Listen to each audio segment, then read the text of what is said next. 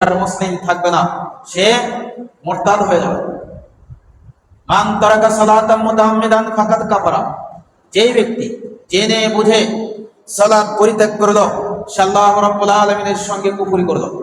তাহলে আমরা হাজারো মুসলিম, নামধারী মুসলিম, মুসলমানি নাম নিয়ে বসে রয়েছি, মুসলমান ধর্ম নিয়ে বসে রয়েছি, কিন্তু সালাত আদায় করার ব্যাপারে একেবারে অনীহা। 100 জন যদি মুসলিম থাকে, 100 জনের মধ্যে যদি আপনি আমি বাছাই করি, দেখা যাবে 100 জনের মধ্যে 80 জন ধূমপান করছে, 80 জন মানুষ ধূমপানে অভ্যস্ত। আর যে 20 জন থাকবে, এই 20 জনকে যদি আমরা বাছাই করি, দেখা যাবে এর মধ্যে রয়েছে চগলখড়ি, মিথ্যুক, অন্যায়কারী।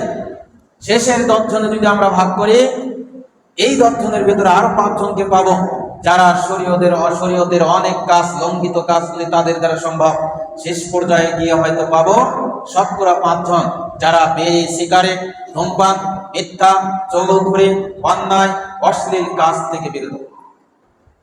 তারপরেও আমরা সকলেই মুসলিম, শেষ নবীর উম্মত। আল্লাহ রাব্বুল আলামিন বলেছেন, ইন্নাস সালাতা তানহা আনিল ফাহশাই ওয়াল মুনকার।